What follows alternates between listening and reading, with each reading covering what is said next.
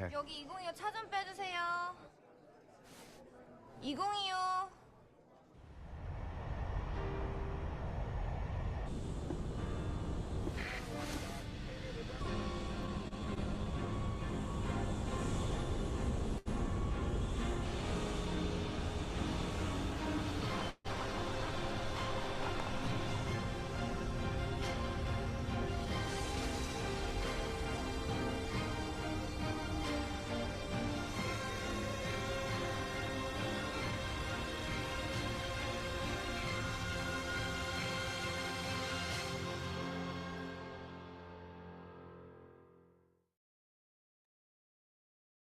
Hello, everyone.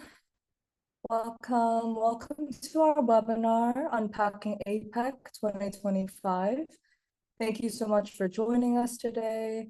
My name is Hedy, and I'm a member of Madutol. And to start, I'll be going over just some logistics and our agenda with you all. A flashy and star-studded trailer for APEC 2025, which will be taking place this October 31st in the beautiful and historic South Korean city of Gyeongju. And as you can see, it's hard to tell what really happens during APEC by what we're shown in the media, and there's interestingly not much coverage that lets us know what really goes on during the summit. So that's why we're here today to talk about APEC's significance, its trajectory, and people-centered alternatives to APEC.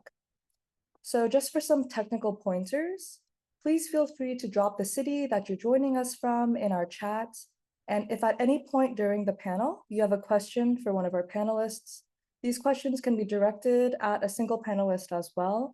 You can please go to the Q&A feature at the bottom of the screen and submit your question there. And we'll be doing our best to combine questions and to make sure that as many questions as possible are addressed. So for today's agenda, 3 of our panelists here will present the remarks. We will then move into a moderated discussion section, and then we will end with an audience Q&A. And with that, I will pass it to our member Yongsoo to offer us a preliminary grounding before our panels. Thank you so much. Awesome. Thank you, Hedy. My name is Youngsoo. I'm a member of Dodutol. And yeah, today's webinar comes just 3 weeks before the biannual Asia-Pacific Economic Cooperation Summit, or APEC, a free trade association of 21 countries across Asia, Oceania, and the Americas. From October 31st, November 1st, South Korea will host this year's APEC in Gyeongju, a small city of just 250,000 people that holds immense cultural importance for Koreans as the historical capital of the ancient Shilla dynasty kingdom. APEC 2025 will focus on 2 important trends in the world economy: the growing role of AI and the question of how to handle aging populations in advanced capitalist countries. APEC is descending on the Korean peninsula at a time of growing tension and uncertainty in Korea's future, and the future of the entire region. The US and ROK are currently at a diplomatic impasse with the DPRK, and even Washington and Seoul are at odds with one another over Trump's tariff schemes. On the economic front, South Korea's role as a host country in APEC 2025 follows shortly on the heels of recent political and economic maneuvers from the ROK to become, quote-unquote, an AI capital of Asia. Last month, as the rotating president of the UN Security Council, South Korea organized and led a high-level open debate on AI and its relevance to national security. And within the last year, Seoul has signed deals and agreements with private US corporations like BlackRock, OpenAI, and Amazon to pour billions of dollars towards data centers and AI infrastructure. The agreement signed with BlackRock in particular is significant, as both parties expressed their explicit intent to turn the ROK into the centerpiece of a wider AI architecture across the Asia-Pacific. We've yet to see the full effect of South Korea's AI push, but we do know that these massive deals have been co-signed by South Korea's most powerful business conglomerates like Samsung, and that the government has hinted at possibly deregulating laws that currently exist to curb chaebol influence. We've also already seen the environmental impact posed by AI data centers on working communities in the US, and Lee Jae-myung has specifically directed these deals towards building data centers in South Korea's more rural areas. Yet, even while inking these new deals on AI with major US monopolies, South Korea is also facing an existential economic threat from Trump's tariffs. Earlier in July, South Korea pledged to accept a 15% import tax, purchase $250 billion in US goods, and invest $350 billion in US industry. Aside from the 15% blanket tariff, the US is also imposing separate tariffs on businesses and industries that happen to be among South Korea's most important exports, including automobiles, machine parts, steel, pharmaceuticals, and more. While the exact form of the $350 billion investment in industry had remained unclear, Trump is now demanding that South Korea pay the massive sum as cash upfront. If paid in full, this would drain 83% of Seoul's foreign reserves, which could lead to a collapse in the Korean won and trigger an economic crisis akin to the 1997 IMF crash. Altogether, these trade negotiations are horrible for the Korean people. All forms of extraction from South Korea, whether in the form of payments to the US military occupation or tariffs on Korean goods, are transfers of wealth from Koreans to the US ruling class. Trump's tariffs in particular are an attempt to de-develop the ROK to further increase its dependency on the US, which for workers means depressed wages and mass layoffs. Korean workers, like those in the Korean Confederation of Trade Unions, are demanding that South Korea reject all US investment demands. They want Lee Jae-myung to listen to their needs, not those of politicians and corporate executives in APEC's closed-door meetings. On the diplomatic front, Trump and Xi Jinping are expected to hold their first face-to-face meeting on the sidelines of APEC, where they'll likely discuss trade and investment matters that will be extremely consequential for the region and the world. Trump's attempted trade war with China is failing, and while he is taking a softer tone to try and win back some economic benefits, there should be little doubt that the US wants the worst for China. There is also speculation that Trump could try to meet with Kim Jong-un while in Korea. While there is a lot of attention given to this by the media, such a meeting is extremely unlikely. The DPRK has made its terms clear, and the US has yet to meet them. As long as US war games continue, as long as Washington tries to use diplomacy to disarm the DPRK, there will be no possibility of a meeting. Anyone who thinks peace and diplomacy are better than war should be pressuring this administration to give up its war threats in Korea. The US posture towards both Korean states in the second Trump era shows signs of imperialism's decline. With South Korea, Trump is making outrageous demands for tribute. With North Korea, the US is pursuing bad faith diplomacy, pushing for outcomes North Korea will not accept, while only ratcheting up American aggression through war games. These efforts don't show strength. They show that US imperialism is running out of options and running out of time. This is why the position of our organization of Doldutdol is US out of Korea, which you can learn more about at usoutofkorea.org. Korean people need sovereignty, not a military occupation or an abusive and exploitative alliance with the US. The efforts of people's movements in response to APEC are an important part of building the popular power we need to achieve this kind of sovereignty. And that's why we're extremely proud to be hosting this panel today. With that said, let's get on with the panel. Our first panelist is Dae Han Song. Dae Han is a part of the International Strategy Center, the No Cold War Collective, and is an associate of the Korea Policy Institute. Please go ahead, Dae Han.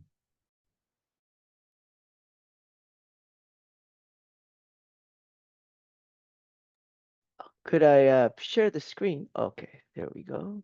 Thank you.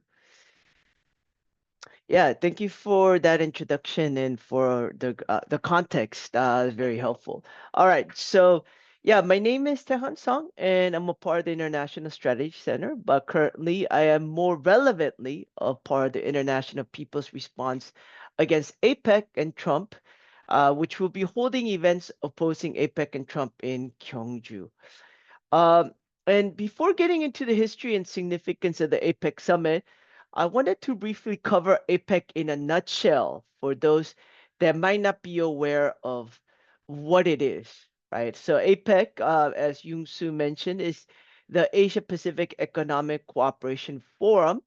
It is made up of 21 economies in the Asia Pacific, and the members are referred to as economies as a compromise for also including Hong Kong and Taiwan.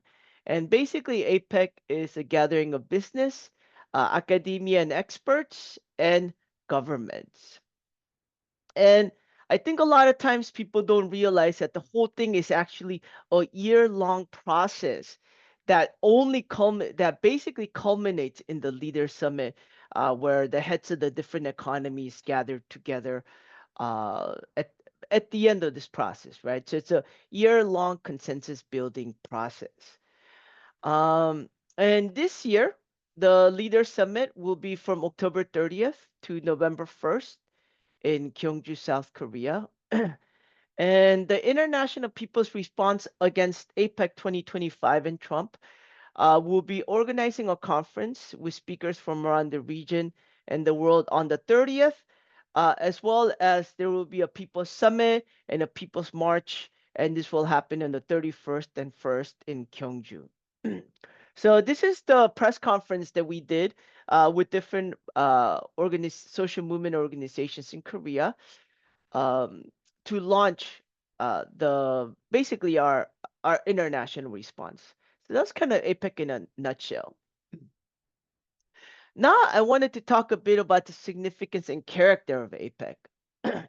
Well, first, APEC is significant because its members collectively make up 50% of global exports and imports, 37% of the global population, and 61% of its GDP, as you can see here. So basically, the major ones, of course, are the United States, China, Japan, Canada. These are the large economies that are a part of APEC. What then is the character of APEC? Well, APEC is liberalizing the center of gravity of the global economy. And basically, that means removing barriers in which corporations could travel across borders, right? And its origins are rooted in Japan's post war efforts to create an open regionalism that could create regional value chains to counteract the effects of various close regionalism that was happening at that time, like at the formation of the European Union and later the Canada-U.S. FTA free trade agreement that became the basis for NAFTA. In fact, Japan's production chains in East and Southeast Asia, exemplified by the Toyota manufacturing system, are the precursors to today's global value chains. It was these regional and then global value chains that overcame the productivity crisis of mass production by not just exploiting the cheap resources, but also the cheap labor of the developing countries. And I think today it's easy to forget what mass production used to look like, right? When it was first innovated in the United States through the Ford Auto Assembly, right? So this is in Detroit, Michigan. And basically in here, it's the Ford factory, and basically steel ingots came in one end, and then Ford Model Ts came out the other, right? So all of the production was integrated into one company, and it was all located uh, in one place geographically. It was post-war Japan that was unable to achieve such a large scale that changed the nature of mass production, and Japan pursued industrialization by breaking down and dispersing its production across its country first and then across the region afterwards. While today Japan is the fourth largest economy, I think it's for some of us that are a little bit older, like at that time, it was not just the second largest economy in the world, but also it was its fastest growing one. And it was this project to liberalize the region by Japan to make it friendly for its multinational corporations that evolved into today's APEC. And of course, the United States, of course, wholeheartedly supported this process, right? Because the United States always envisioned propping up Japan as kind of like a regional deputy right?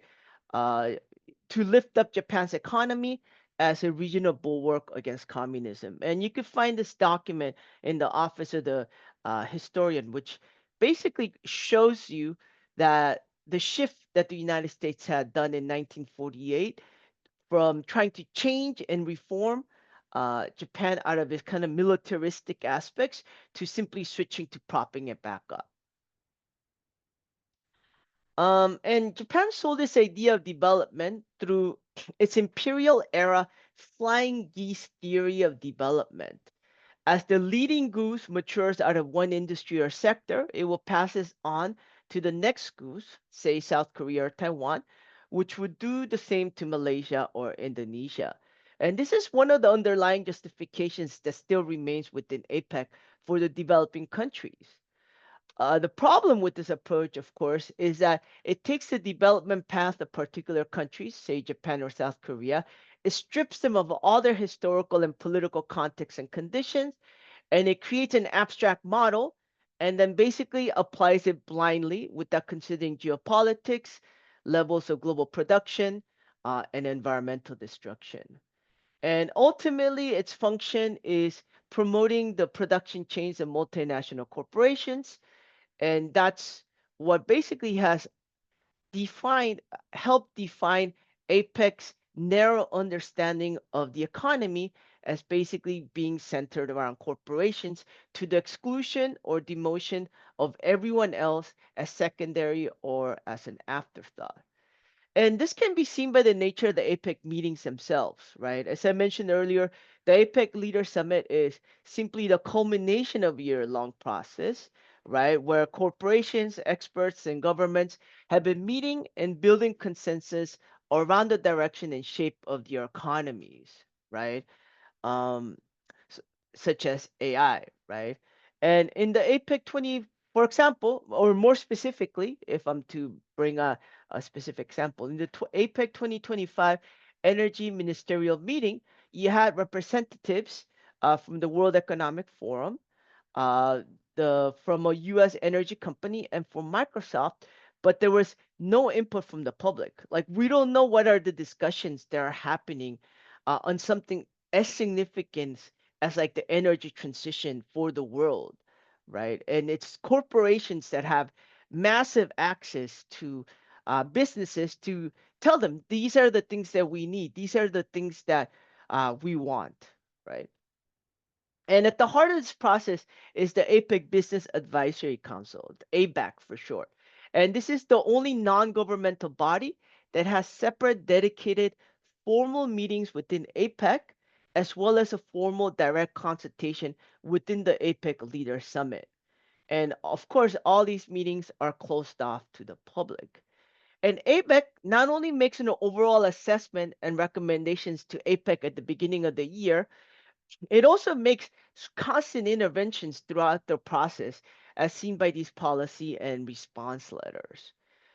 And in today's world, when we're facing the crisis of nuclear war, climate change, and environmental destruction, when destruction of the environment by corporate greed is crossing 6 out of 9 planetary boundaries for human existence, discussion about the direction and shape of the economy must be democratized and take into account the needs and desires of all people, including future generations.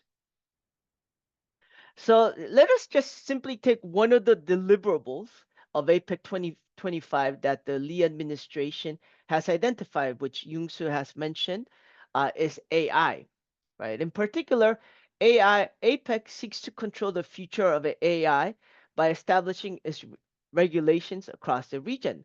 And of course, the problem is that AI has the potential to improve people's lives, but also to upend it, right? It could completely devastate workers' lives, right? And increase unemployment. And of course, it also has environmental costs, like in the water usage, right? In energy usage. And also, as I said, like it will shape the future of work and the workforce. But the public is completely left out of this discussion. The media neither reports on what happens in these meetings, nor does the government disclose it. And all of this is being decided by governments in consultation with experts or so-called experts and corporations. In addition, one of the key points of discussion will be how to address Trump's tariff war. The response of APEC is to return to the rules-based order, yet, while we must oppose Trump's tariffs war that is eviscerating the lives of workers in the US and all over the world, we also simply can't return to the corporate-driven globalization that has led us to a world mired in crisis. Amidst crisis, instead of returning back to how things used to be before they were interrupted by Trump, we must break through and create a world that can address the root causes of these crises. And while the answer is simple, create an economy that allows for the dignity and the full employment of everyone, the terrain for it is hostile. Yet this is not to say that the seeds and flowers of this world we all deserve don't exist. We can see the possibilities of a different type of financing in the Banco Popular of Costa Rica that not only has a profit bottom line, but also a social and an environmental one, or attempts to curtail environmental destruction through the Global Treaty to End Plastic Production, which is stalled and which likely few in the public have even heard about. Or ways that public entities can create a different logic of consumption based on need and utility, such as popular pharmacies, a free open university, municipal cleaning cooperatives, and popular real estate on the Recoleta commune in Santiago, Chile. However, these alternatives exist in environments that are not only hostile to them, but which are actively trying to destroy them. I wanted to finally conclude by recalling the final scenes of Guillo Pontecorvo's 1969 movie Burn. In the scene, the captured general of a failed uprising speaks with the soldier escorting him. When the young soldier suggests that the general cooperates, since perhaps after a while maybe they will free you, the general responds, "No, little soldier, it doesn't work like that, friend. If a man gives you freedom, it is not freedom. Freedom is something you alone must take." Likewise, these experiments and alternatives can show us that a more dignified and sustainable world is possible. Yet, they will not simply be handed down from above, they must be snatched from below. To do so requires building power by inspiring and strengthening social movements. So, I'm asking people that are watching this to help us build this movement by spreading the word about our fight against APEC and Trump in Korea. And also, we're still finalizing dates and times. So if you're interested, please send us your email or submit your email in the form that will be shared shortly. So this way we can connect with you. Thank you.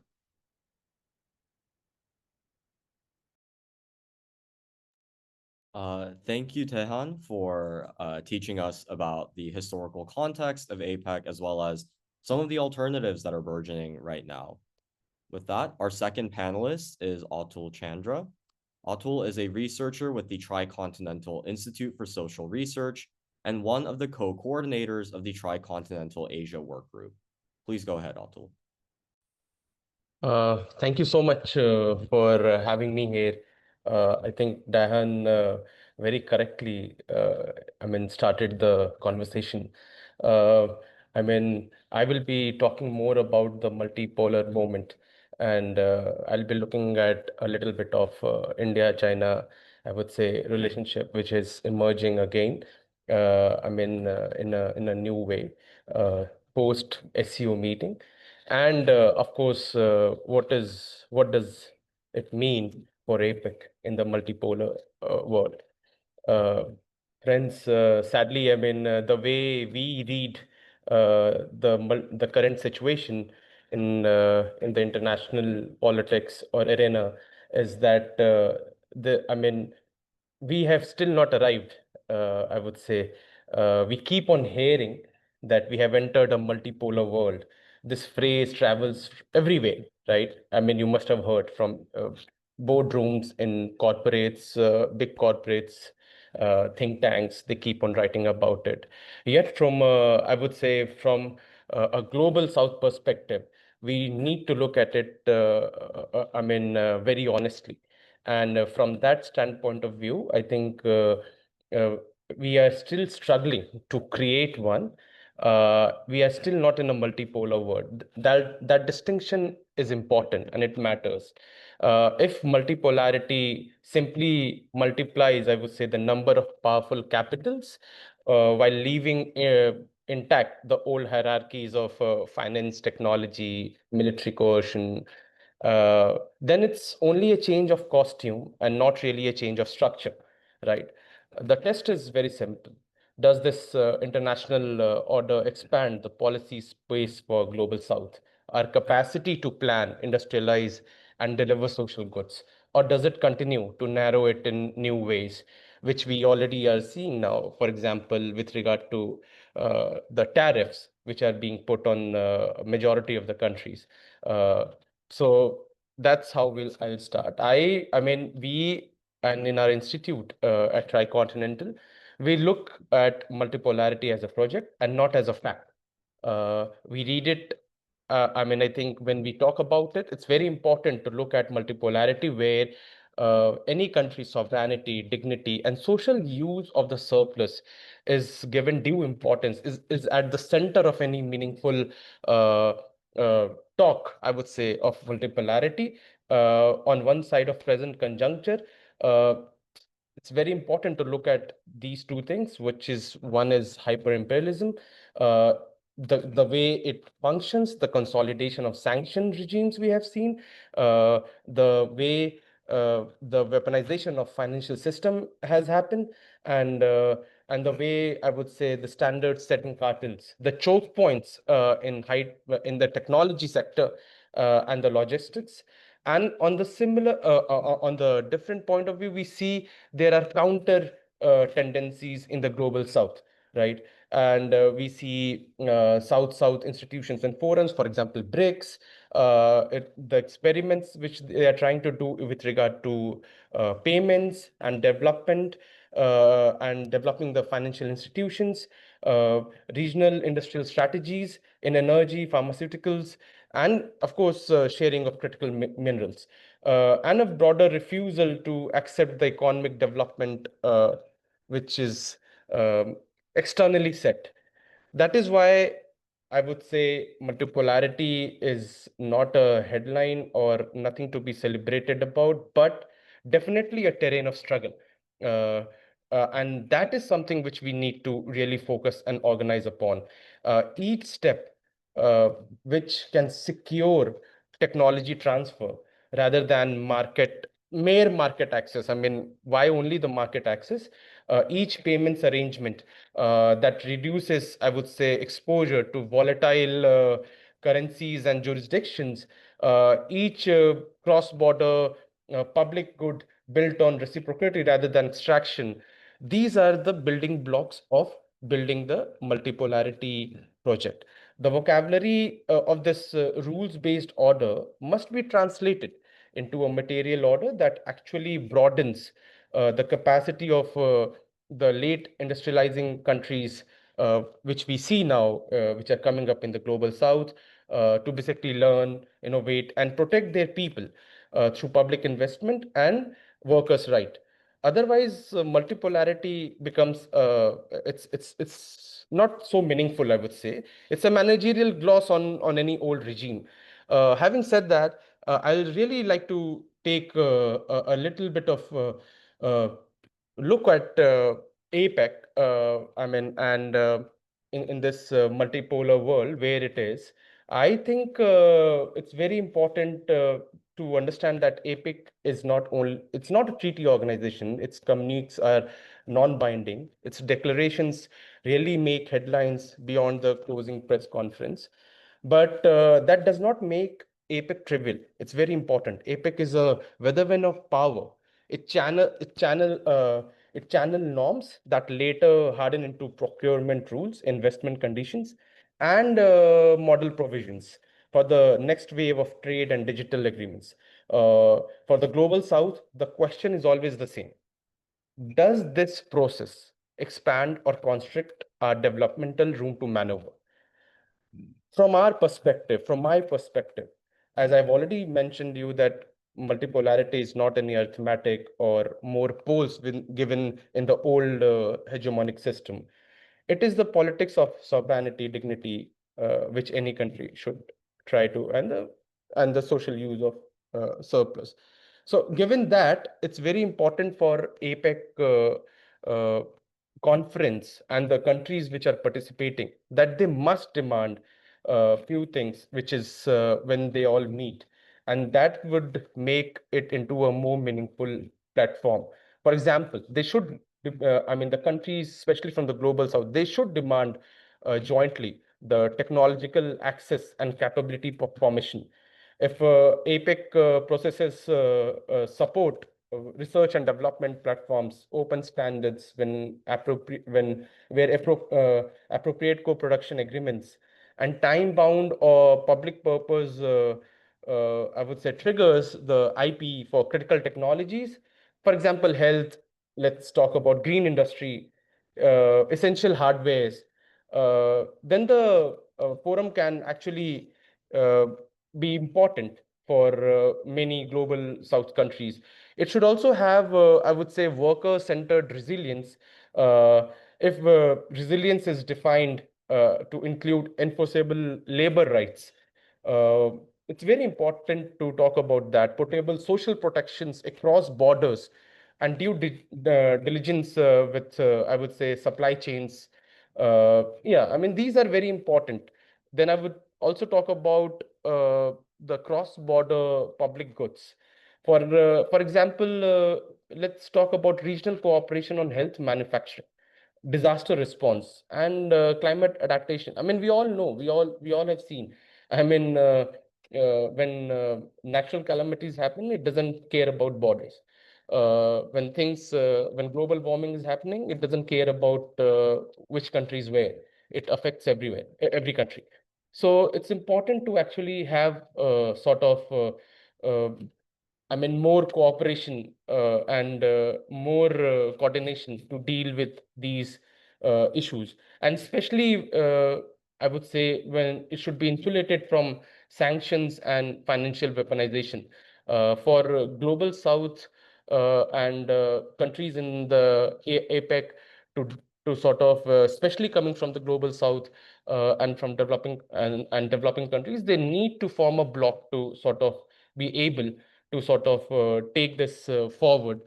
Uh, and now I'll talk a little bit about India-China. I mean, it's very important.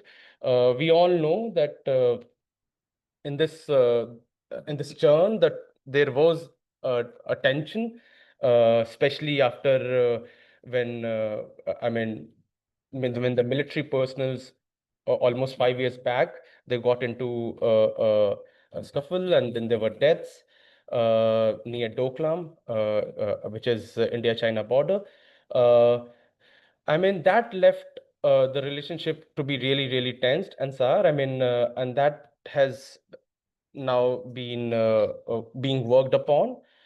In this, I would say the warming between India and China is strategically consequential. The security disputes are real. The bruises of recent years cannot be washed away, but the new phase is defined by, I would say, pragmatic stabilization. The reopening of specific channels and the willingness to ring fence strategic friction from day-to-day economic life. This is a form of, I would say, de-risking Asia, managing conflict while expanding room for cooperation where interests align. For This is important because these two economies are not mirror images and should not be forced into single mold. Yet there are different complementary ways that can harness this two Asia's big economies, and it can only sort of enlarge Asia's industrial footprint, I would say. Uh, yeah, there is a scope for, of course, standard coordination in green industry, pharmaceuticals, in the elements of digital payments. Uh, I mean, with digital sovereignty in many countries for co-production agreements. Yeah, so these are, I think, very important. Also, for example, I mean, when these two countries sort of have a joint collaboration and more friendly relationship, it will bargain hard for capability formation, and trade and investment will be tied to technology sharing. I mean, this is what we saw recently when Trump was pushing for more tariffs on India. It opened a space uh, for India to go to SCO and to sort of have its realignment with China and Russia. And sort of also, you must have then seen a lot of statements coming from US itself. That doesn't mean that, let me be very frank, that the New Delhi and the Indian government has suddenly become very pro Global South, I mean, advocates. It doesn't, or they have lost their interest in US. That's not the case. They are still very much tied to with them. But it does give a bargaining chip to the Indian government and to the Indian state to sort of deal with US and the pressures which they try to enforce upon. It will also sort of thicken the domestic capacity, because if these two economies come together and sort of take the global south initiatives in the global south, it will, I mean, see more opportunities for public investment in science, skills, and procurement, anchored by, I would say, I think, and of course, it should be in and around workers' protection. Uh, None of these, this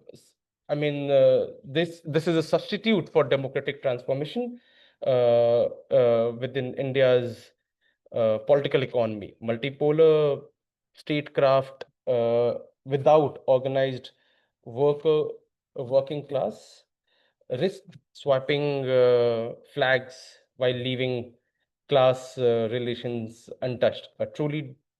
A truly developmental strategy would be, uh, I mean, must, in my opinion, embed labor rights into supply chains, organized platforms, gig workers, uh, and plan just transactions in energy and AI, so that technological change produces security and not precarity.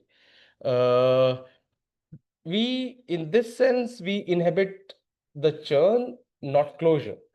The US-led order retains its power to punish, and counter tendencies push and probe, sometimes advancing, sometimes retreating. It's important to look at these things. The India-China thaw and the APEC 2025 agenda open windows for sure. Uh, and to keep them open, we must build institutions that endure, payments, settlements that reduce currency risk, standard bodies that reflect the realities of southern production, science partnerships that create shared capabilities rather than mere procurement contracts.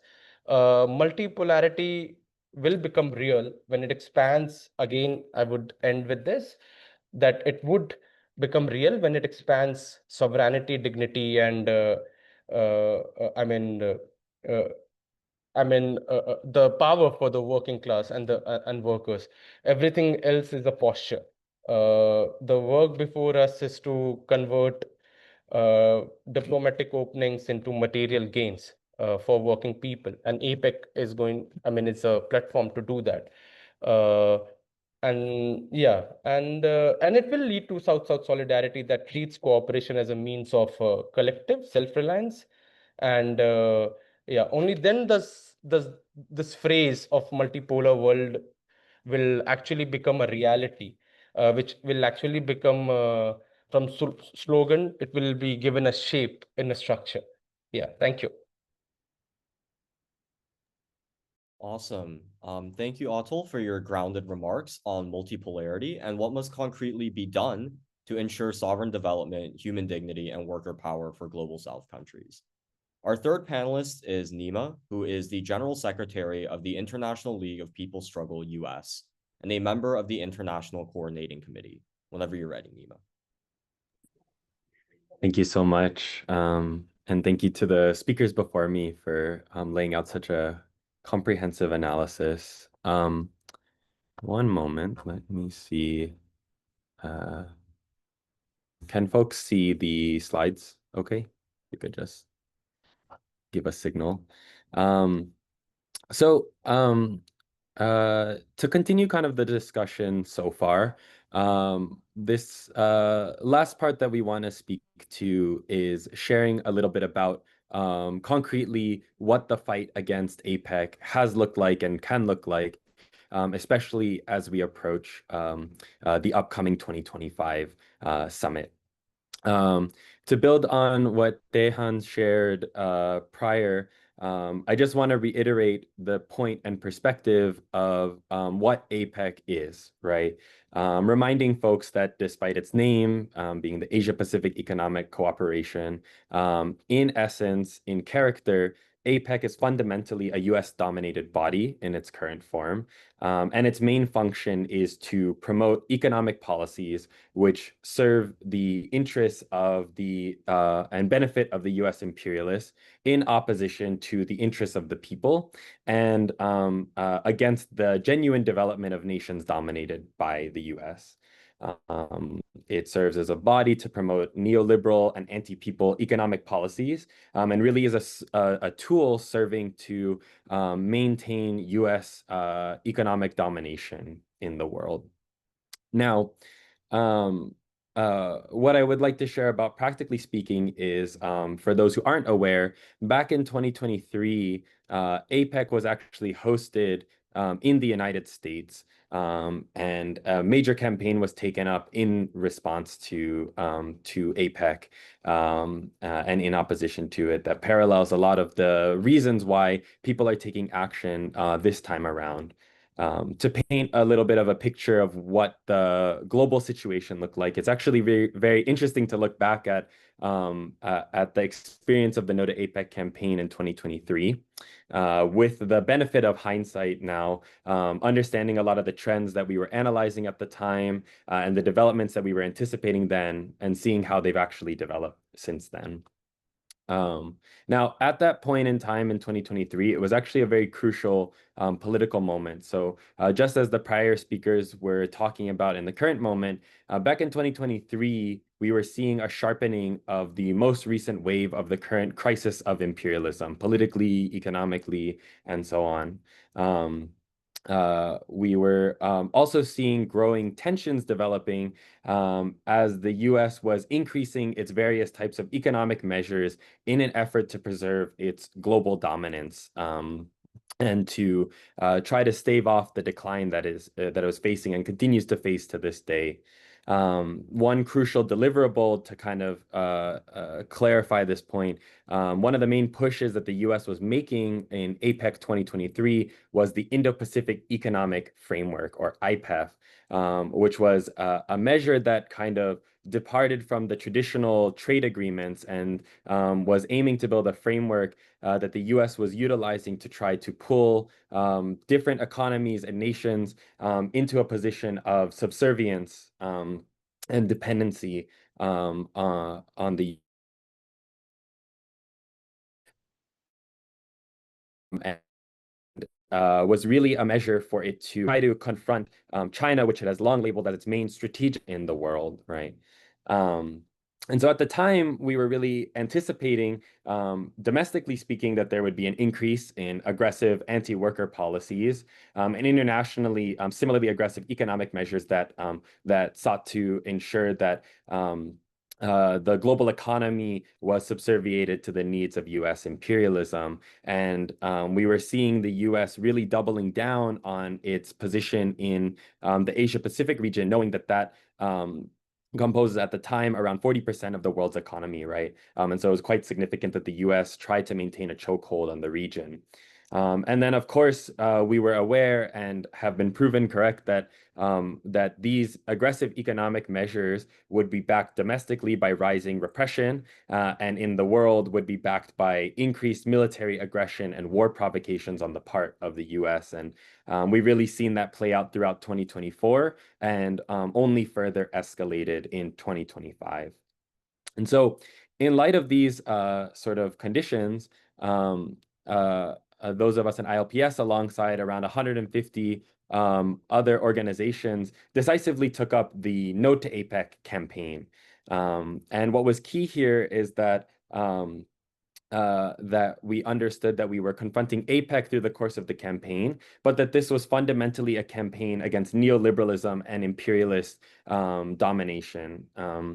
So we took this on as around a year-long campaign in the build-up to the All Leaders Summit. But as Dae Han mentioned, it was sort of the APEC was a process throughout the year, and so there was mobilizations around the ministerial meetings that were happening in different cities across the U.S. But ultimately, we were able to culminate through the holding of a People's Counter Summit, knowing that while APEC makes decisions that will impact our daily lives, the people are not allowed to participate in actually setting the direction. So we held the People's Summit to really raise up the issues, the needs, and the perspective of the people, which we were able to mobilize over 1,000 to. And then throughout the week, we mobilized tens of thousands in various actions, including major mobilizations in San Francisco, which was hosting the summit, as well as a number of different mobilizations against the CEO summit, in which we were able to successfully delay the passing of IPEF due to their inability to continue the meeting. And as well, we were able to coordinate a number of different actions across the city that were able to confront various heads of state and heads of government that were participating in APEC and making deals that would sell out their nations and their people. Now, building on that, I wanted to kind of share some concrete lessons and experience that came out of this No to APEC campaign that I hope can also be beneficial in the continued fight against neoliberalism, against APEC, and against the imperialist crisis. So one of the first things that was a really important part of the process, which we're seeing reflected in the fight now, is the importance of building a broad-reaching alliance, right? No to APEC wasn't just an effort of one group or a set of individuals alone, but it really was an effort to bring together a large range of organizations and movements together, and gave the capacity to link concrete issues and fights on the ground, and really bringing those together in a common fight and in the form of practical cooperation. So to do this, we set up the No to APEC Coalition, which was a formation of over 150 organizations from various struggles and movements, really demonstrating the unity of a broad range of forces, right? We had different organizations of workers, but also those from other sectors and movements, including youth and students, educators, lawyers, women's organizations, environmental justice groups, as well as various national liberation movements that were sort of coming together.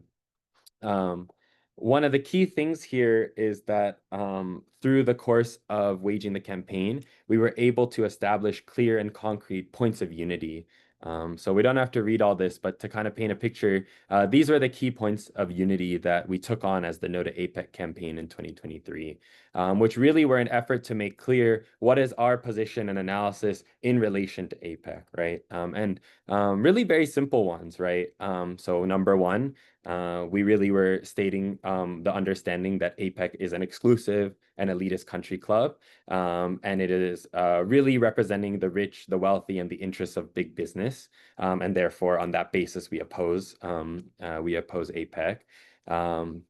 We also saw that as folks were explaining, APEC was really serving for these corporations and institutions to promote quote unquote free trade deals and agreements that are really for the purpose of exploiting workers and to benefit these corporations over the rights of nations and their people, and really serving to quell the self-reliant development and independent development of nations around the world. And then, of course, as we're seeing now, and as the prior speakers kind of talked about, APEC really peddles a lot of false solutions. They take serious questions that are facing the world today, such as around the environment, around economic development, and so on and so forth, and they present what they see as solutions, but we know that those are false solutions and don't actually speak to the issues facing the people. And lastly, and I hope very straightforward, we raised the point of unity, calling to assert the right of nations and peoples to self-determination and sovereignty, right? And that was a key one for us, as was kind of discussed by the prior speakers. Spaces and institutions like APEC are to ensure that the nations around the world are economically and politically dependent on the imperialist powers like the US. And so actually the most thoroughgoing solution to these types of issues is genuine sovereignty, self-determination, and ultimately national liberation. Now, these points of unity were really important through the course of waging the campaign because they allowed us to have a foundation, a basis of common cooperation.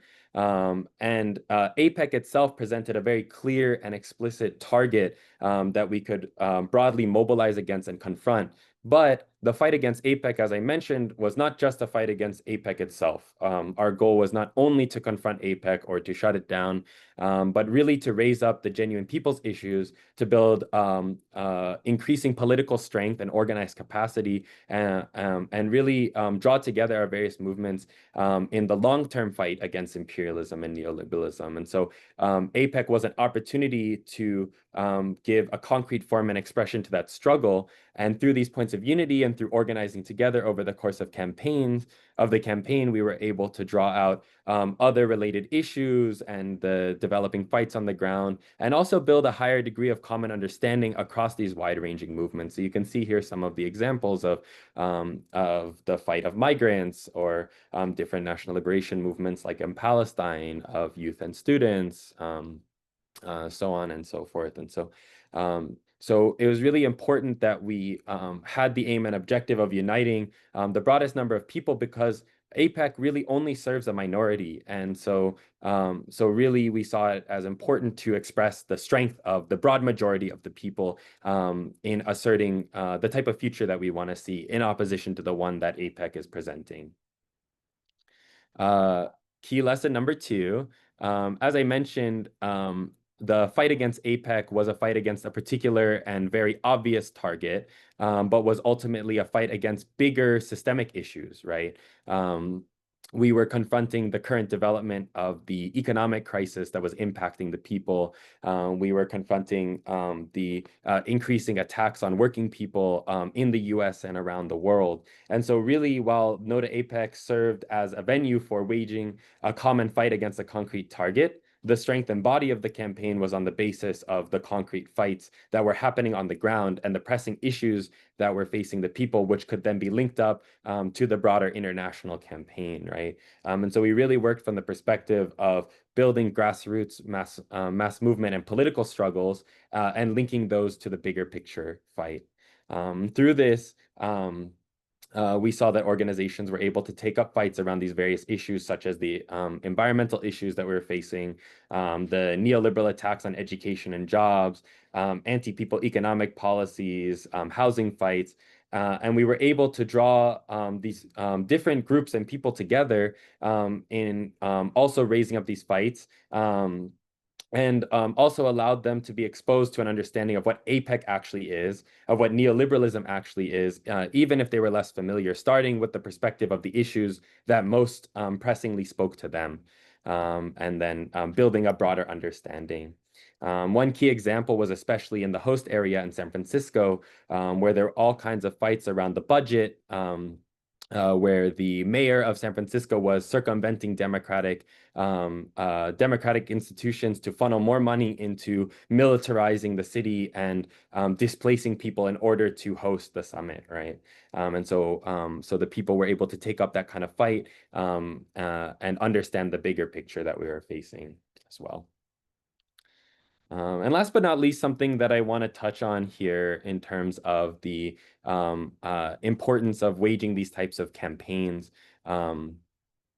is really the importance of political education. So as was mentioned, APEC kind of operates in an obscure fashion, right? Very closed doors, trying to hide what's actually going on.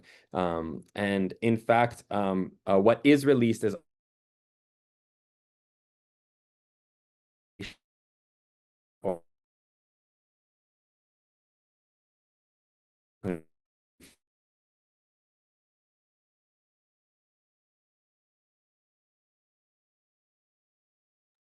Hi, Nima. so a really You're big cutting out a bit. that helps people act is not just what it drives. I'm cutting out. Okay. My internet connection is unstable. Am I good Maybe now? backtrack like 2, 3 sentences or so. Okay. Um, I mean, essentially, I was discussing that, APEC in its nature, by operating in a closed door fashion, really tries to obscure the actual things that it's discussing. And there's a lot of whatever is released is really a lot of misinformation that is aiming to disorient the people and present these policies as progressive or beneficial when they're not. And so it was really important for us through the course of waging the campaign was to ensure that there was strong political education that help people not only understand APEC itself, but also understand the broader system that we're confronting and how the issues that they're facing relate together. Really with the understanding that a good analysis allows us to understand the world as it currently is, but also most importantly, understand the course of action in order to change the system, right? And so we really saw it as important to couple the practical action through the campaign, giving the people experience in waging struggle, combined with political education that helps clarify the understanding of that struggle. What exactly is neoliberalism? What does free trade and liberalization actually mean? What are the impacts on the people, right? And how is that playing out in APEC? And this was a really big push, right? Opening up the understanding of this when the people are often prevented from having that. And so all of these different components combine together to raise up the political fight and allow for successful mobilization and action, not just through APEC, but also in the long term as well. And to close out my portion, as I keep reiterating, the fight against APEC didn't stop with APEC itself, right? This was a particular campaign, but it was part of a bigger and longer term fight. And what's really important here, as I mentioned, is through the course of waging the campaign, there were actually many related issues that were drawn out and opened up, including organizations targeting and exposing corrupt heads of state and various monopoly corporations, as well as how these heads of state are collaborating with the US, right? And we saw that in response to this, the U.S. unleashed various forms of political repression and violent attacks against the people. As we've noted before, the economic crisis has only worsened since 2023. And so the very same issues that we were fighting against during the No to APEC campaign in 2023 continue to this day. And so all the more reason why it's important for us to continue organizing and waging long-term sustained campaigns, right? As Dae Han mentioned, it is ultimately the people that will make change. This will not be granted to us by those in power. This will not happen through the sort of goodwill, but through the actual political fight and organized strength of the people. And so one of the ways to make that change is through waging continued campaigns. And so lastly, I just want to share as ILPS's sort of contribution to building on the campaign that was done through APEC, we really have taken up the People Over Profit campaign. This has been a campaign that we've been waging now, coordinating the various fights and struggles around the economic crisis and the economic hardship that the people are facing. We're working with trade unions and workers' organizations fighting for better working conditions, working with youth and students to fight against neoliberal attacks on education that have only worsened under Trump, and fighting with different organizations defending the sovereignty of their homeland against against anti-people neoliberal economic policies and aggressive economic measures. And we really want to continue to bring together these different struggles and fights, such as the campaign against APEC this year in Korea, but other fights as well. And so we invite all of you to check out the website ilps.us/people over profit to learn more about the campaign and learn more how we can work together to fight against institutions like APEC and neoliberalism and imperialism until we are able to successfully build a world free from this economic system, and one that is genuinely serving the interests of the broad masses of people. So thank you all so much. Awesome. Thank you, Nima, for speaking on ILPS's campaign experiences around organizing a broad united front against APEC 2023. And thank you again to all of our amazing speakers. We're now going to be transitioning into the moderated discussion portion of this panel. For audience members who have questions you'd like to ask, please again drop them in the chat and we'll select a few to ask our panelists afterwards. We have 2 prepared questions for our panelists today, and I'll be asking them in the order of which they presented. So Dae Han, followed by Atul, followed by Nima. Our first question is, we're in a time where we're seeing the free trade world order crumble because of US tariffs. What should Global South countries be doing now? What is the right path for them to navigate this situation? Dae Han, go ahead. I would also invite Atul to give a response to this, given Tricontinental's work. But I would suppose, I mean, the world is going through a seismic shift. I think that's pretty evident. Maybe in 50 years, we will look back and we will see this moment as a pivotal moment in the world changing. In effect, the U.S. unilateral moment passing, and a multi-polar moment opening up. And of course, there's different vehicles by which this will be achieved, such as like BRICS. But as like Atul mentioned, I don't think multipolarity is it's a project that has to be built, and it has to be built ultimately through social movements, through people's struggles, right? I think the seismic shifts that are happening create openings, but those openings have to be used and taken up by social movements, and there has to be international solidarity, right? Because, yeah, I mean, basically the world is shifting, and the world is both more global in many ways, but it's also more multipolar, yes, unipolar. So in that regard, there needs to be a lot more coordination and conversation about the world that we want to build, because we definitely don't want to just return to the pre-Trump world of neoliberalism, global value chains that brought us to this crisis. I mean, the planet basically doesn't permit it. And yeah, so I think at this point, I would say it's building progressive movements, left movements, anti-imperialist movements, bringing them together into conversation with each other, trying to find common areas of work. Very well said, Dahan. I think it's very important to look at it from the lens which you just mentioned. We also, I think, in my opinion, it's a very important moment. Rather than mourning a lopsided regime, I would say the Global South should use this turbulence actually to expand policy space.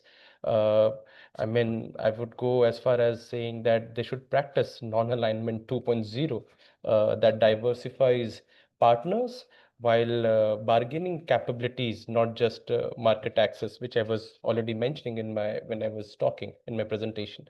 That means that industrial policy tied to co-production and joint research and development.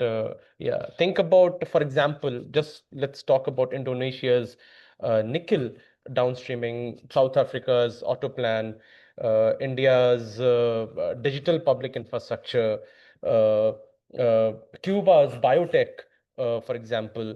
And I think these are very important examples to sort of take on and build our own sort of understanding and capabilities of these countries. We also need our own, I would say, standards and testing ecosystems from green industry to pharma. That's also important. This is the right time where we should think about. So rules reflect our development stage, not someone else's rents, I would say.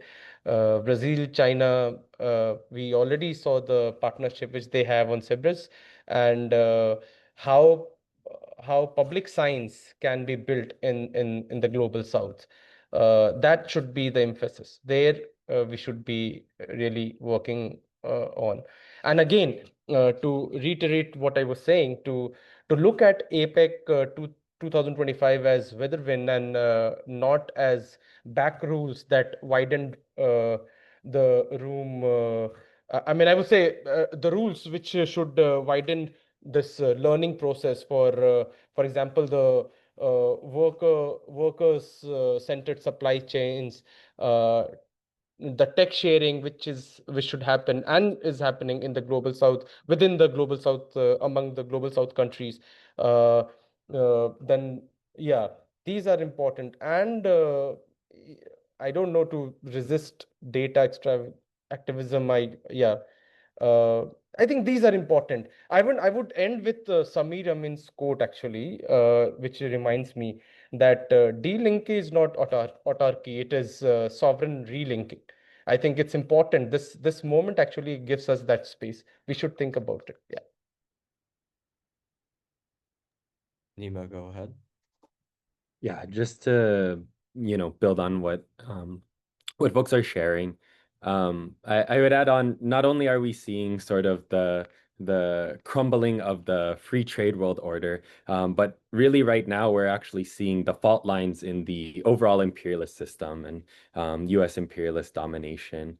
All of these aggressive measures that we're seeing, especially being promoted through APEC, are fundamentally a sign of the worsening crisis right now.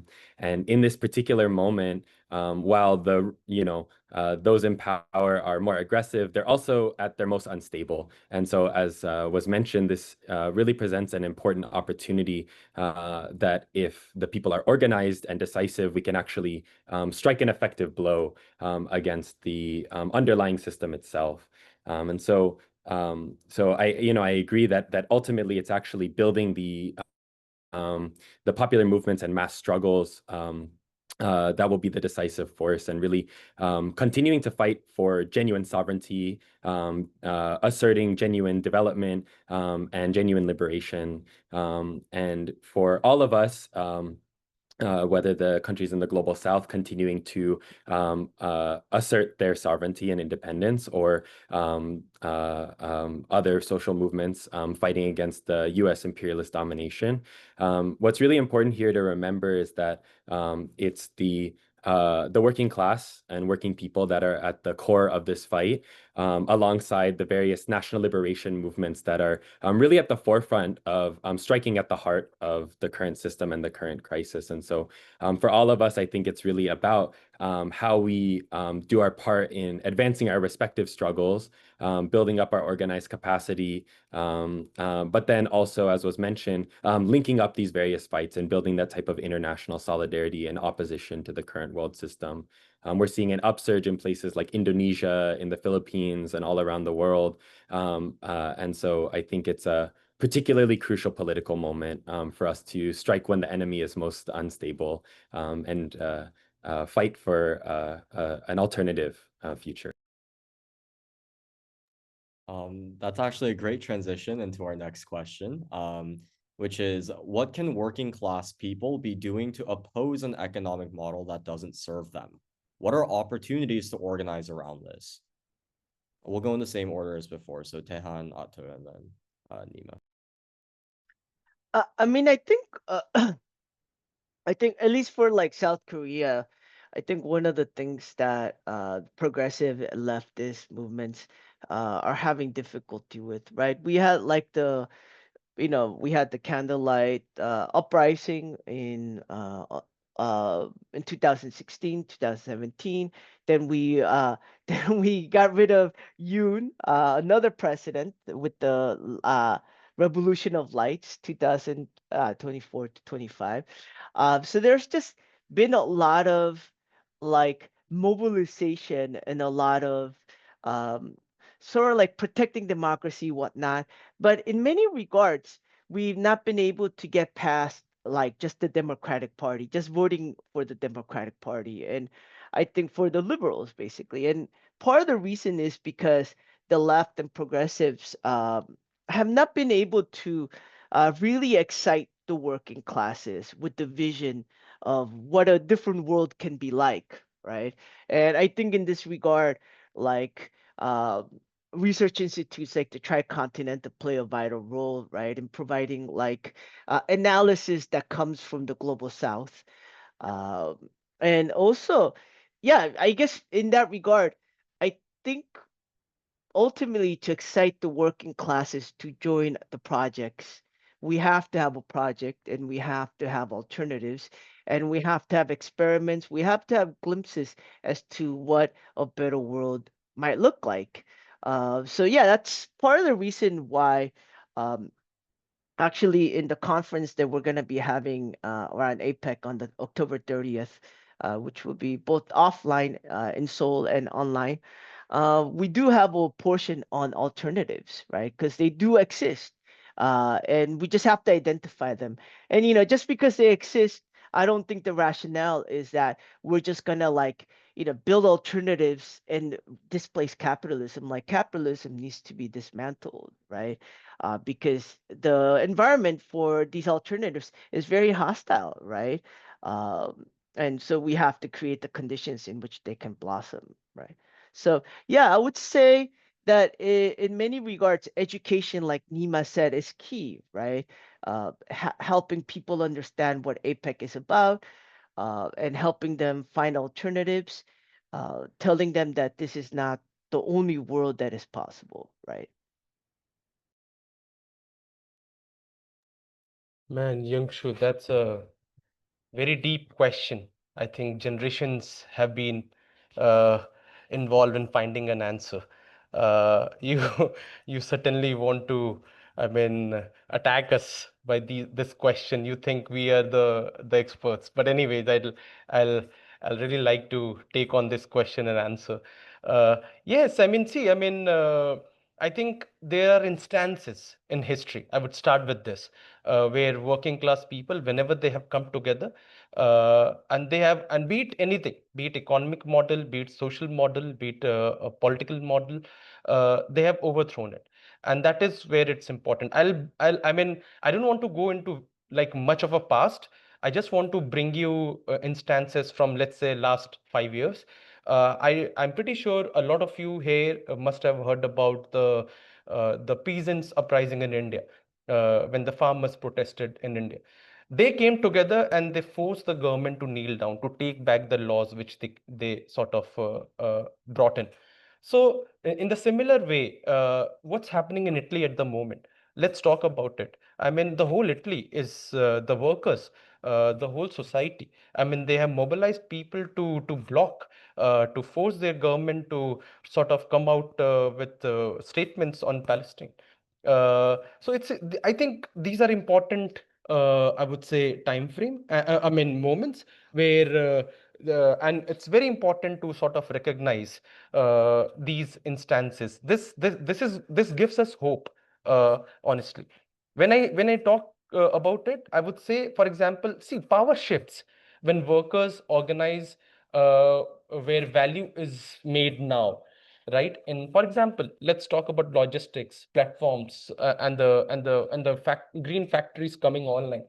uh, all of these are important, I would say,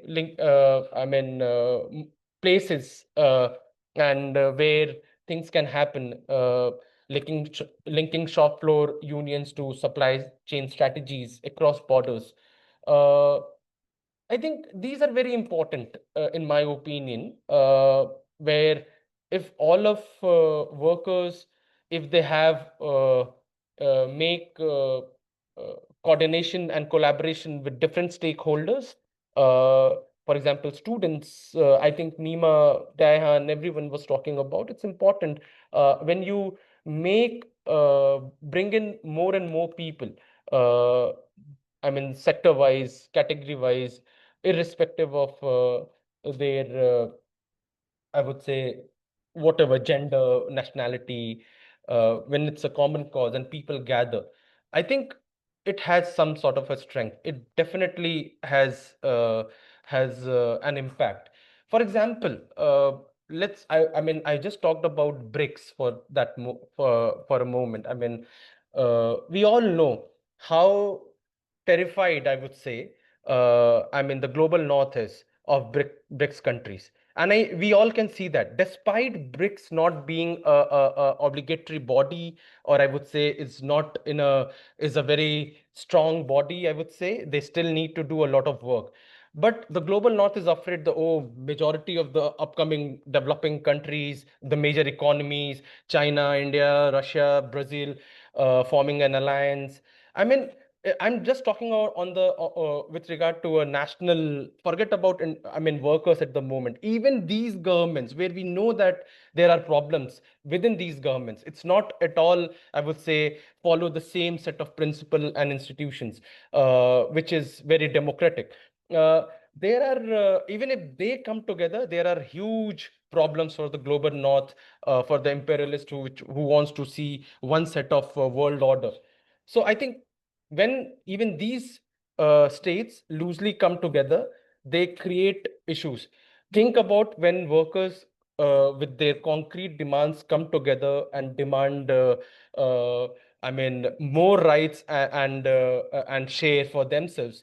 Of course, it's going to have an impact. And we have seen, history has shown us, recent history has shown us, every day we see that there are instances when people organize, we tend to lose our chains and win the fight. And that's why the quote from Marx is very relevant. I mean, I think that workers of the world have nothing to lose but their chains. I mean, we have to come together to lose our chains. So yeah, I'll stop there. Thank you.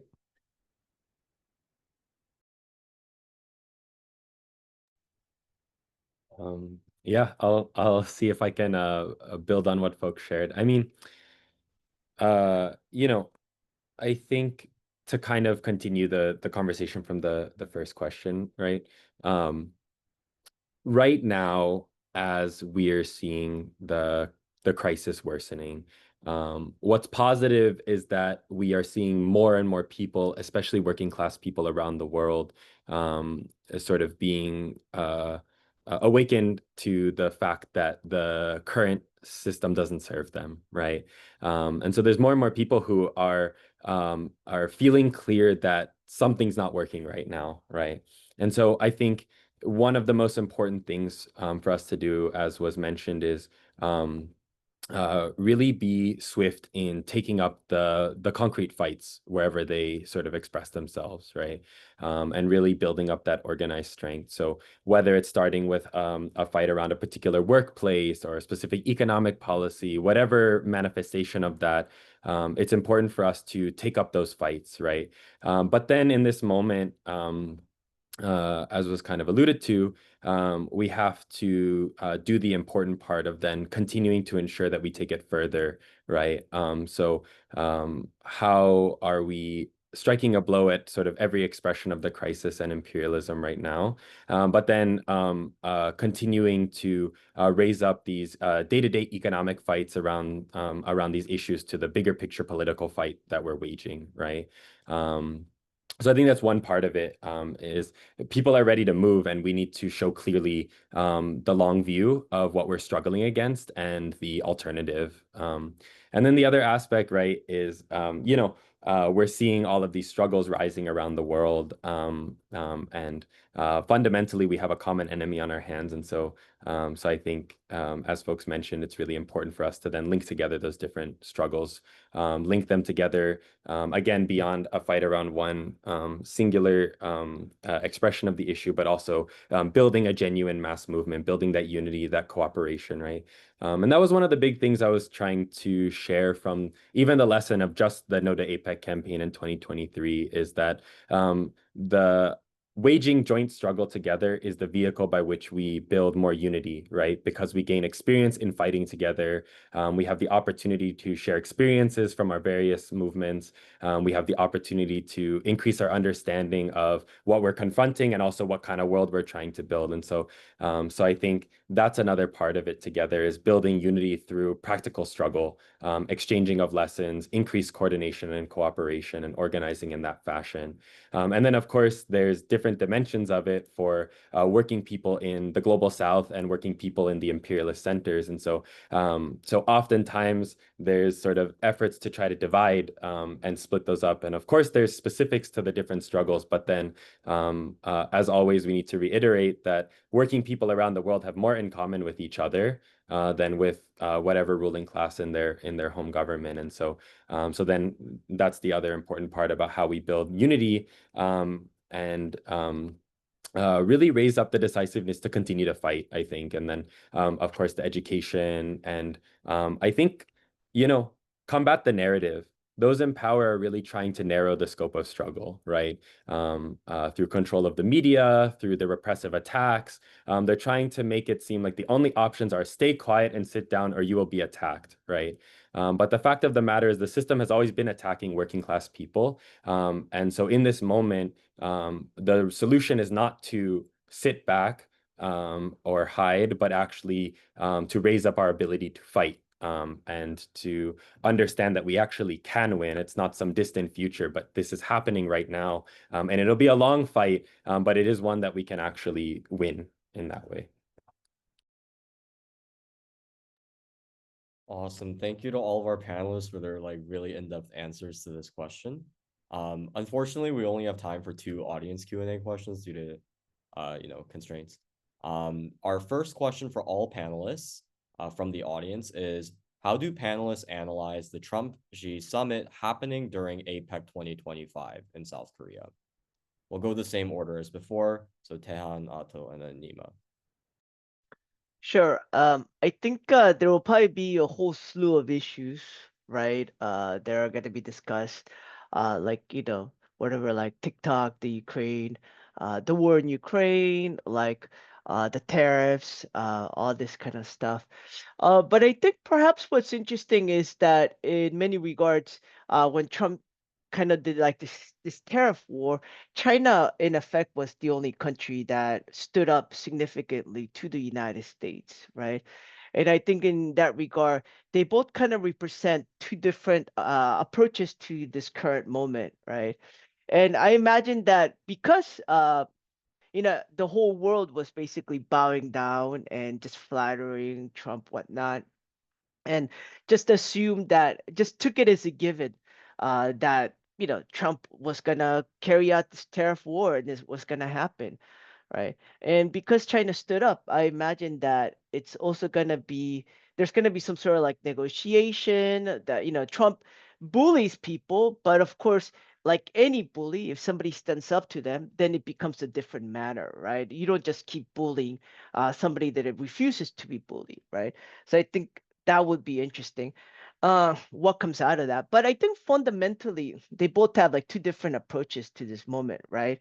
You have China that generally takes a multilateral approach, right? It sees its own rise or its own prosperity within a multilateral framework based on like the United Nations. Whereas the United States, of course, is a completely antithetical to it, right? It's always been antithetical to it, but Trump, it's like exemplifies it, right? With this kind of like aggressive, unilateral, like almost arbitrary hyper imperialism that the United States is carrying out. So, there's gonna be negotiations, I'd imagine, but ultimately they're fundamentally coming from fundamentally 2 different approaches, right? So I don't imagine that it will resolve anything fundamentally. It will just kind of like perhaps alleviate certain or try to find a different place where they meet each other.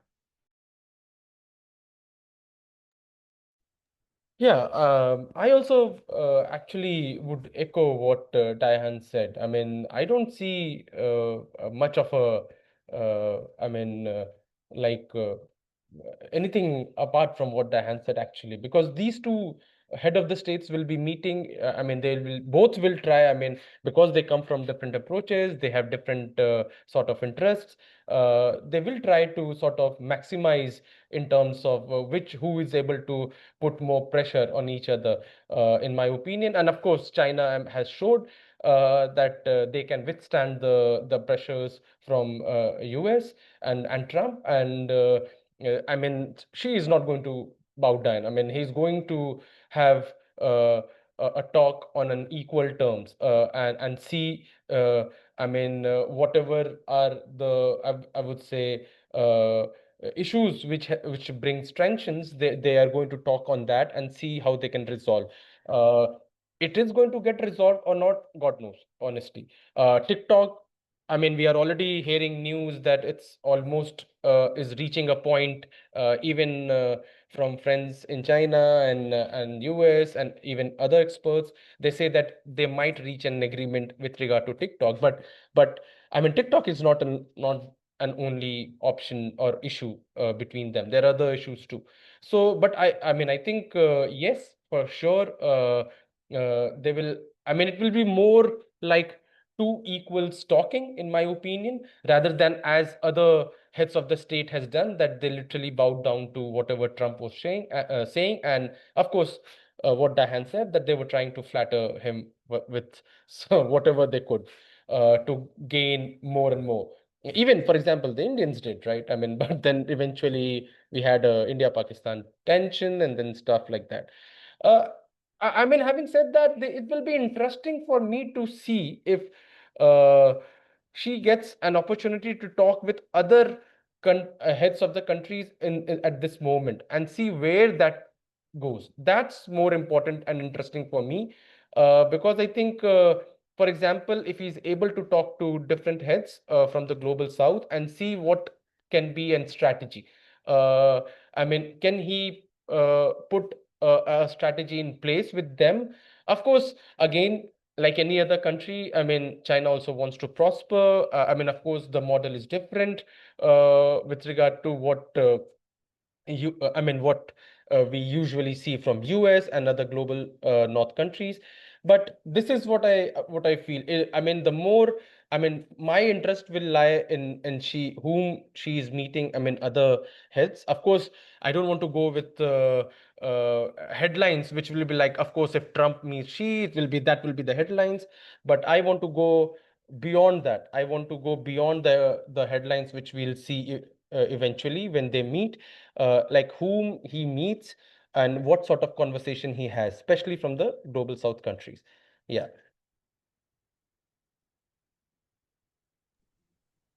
Yeah, I think kind of following the train of thought, I think,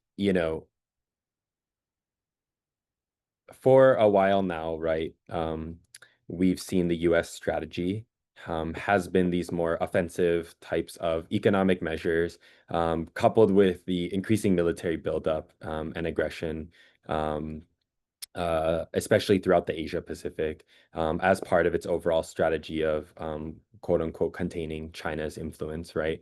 And so I think Yongsu said it well, right? Under Trump, we're seeing, I think, essentially trying different types of tactics and efforts, ultimately with the same goal of, on the US's part, trying to preserve its hegemony and domination, right? And so, so I really see going into that Trump-Xi sort of summit that really it's, as it was mentioned, an effort of these two parties to try to negotiate that balance, right? Where things land.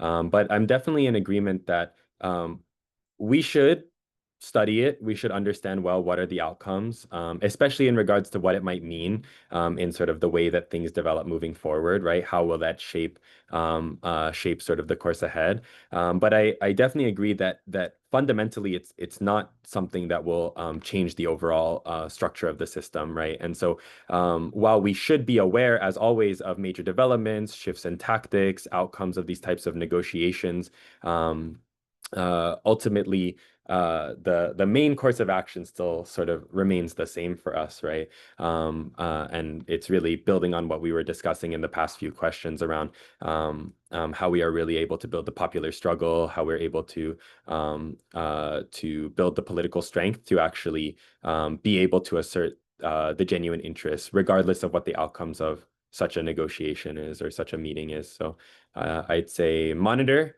but we shouldn't expect this to be the vehicle by which fundamental change is actually accomplished, and shouldn't see it as an entire break from the overall strategy on the part of the US.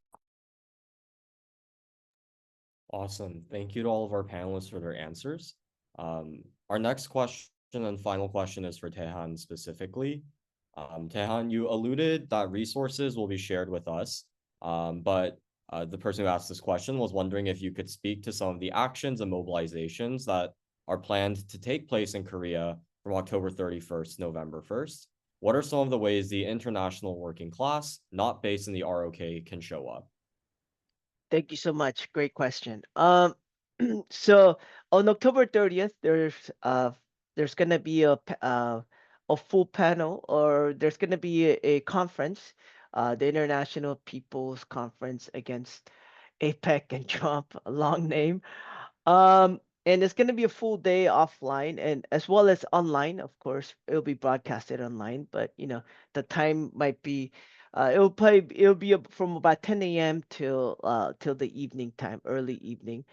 And of course, this will be recorded so people can watch it afterwards. And we have speakers from all over the world as well as from the region coming and speaking on basically different panels, right? Anything from like globalization and APEC to the multipolar moment, the new Cold War, and then finally to like alternatives, right, to APEC. So please keep an eye out for that. Then on the 31st and 1st, I think there's like some things that are shifting a little bit, just because of the conditions. We're realizing that the APEC Gyeongju is going to be completely blockaded off, right? So because of that, there are some shifting conditions, and as such, we will have a People's Summit, right, where we're going to have a People's Gyeongju Declaration. And we're hoping to get signatories, individuals as well as organizations, to sign on to this. Because as Nima said, like this is APEC is just it's just a launching point. It's definitely we're not just 100% APEC. Everything's APEC. Nothing else matters. It's like no, APEC is just a moment where the movements around the world can come together beyond APEC, right? Like and in that regard, I think we want to get as part of an international signatories and participations, solidarity messages, and also there will be a march, a people's march, and that'll definitely be on November 1st in Gyeongju. So all that said, if people want to find out more, you can, I think there will be a link that will be shared later through Nodutol. And yeah, or perhaps even now, I think, I don't know, through a QR code or something.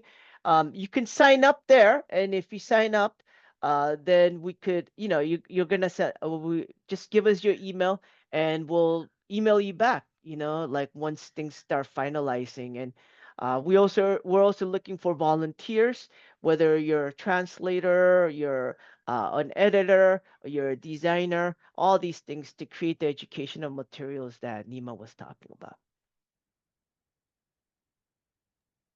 Awesome. Thank you, Dae Han, and thank you to all of our panelists and everyone who joined today so that we could learn more about APEC and how it affects us, as well as what alternatives exist that can better embody the needs of the global working class. We also want to encourage folks in attendance to get in touch directly with our speakers with any further questions that they have. As Atul said in his remarks, the glimpses of multipolarity heralded by today's economic alternatives to APEC, glimpses of a world where the US doesn't sit as the sole ruling authority over the globe. These glimpses aren't fact, but they do reveal a terrain of struggle to be organized upon.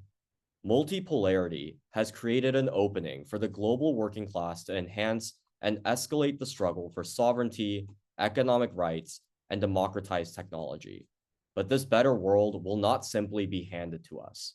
We must win it for ourselves through organization that unifies multiple fronts of struggle, both local and global, against the US-led capitalist system. One way that the many of us joining today can join and contribute to this movement will be to keep up with the international people's response to APEC, which Dae Han just spoke about. It will be a series of forums spanning multiple days, taking place concurrently with APEC, and will end with a major mobilization. Please take a picture of this Google form, QR code, or screenshot it, whatever works best for you, to receive to share your contact with the organizers and to receive updates, so you can learn more about how to get involved. As well, we also wanted to share some of the resources from the campaign work that Nima had mentioned before. We encourage folks to take a look at ILPS's No to APEC campaign work from APEC 2023, as well as the continuing work ILPS has conducted to keep building people power from the momentum of the No to APEC campaign. And of course, check out our Dodutor's US Out of Korea campaign at usoutofkorea.org and follow us on Instagram and Twitter, where we can update y'all with upcoming events, including a report back for the People Summit for Korea in Los Angeles, which will be this Saturday on October 11th at 2:30 p.m. at All Power Books. And lastly, look out for a follow-up email to today's webinar, where we'll share additional resources around APEC. Thank you again to all of our speakers, and thank you to all of our attendees for gathering with us today. Thank you, Dodutor, for hosting this awesome event. Thank you. Thank you so much, Thank you so everyone. much. Thank you so much, everyone. Thank you. Take care.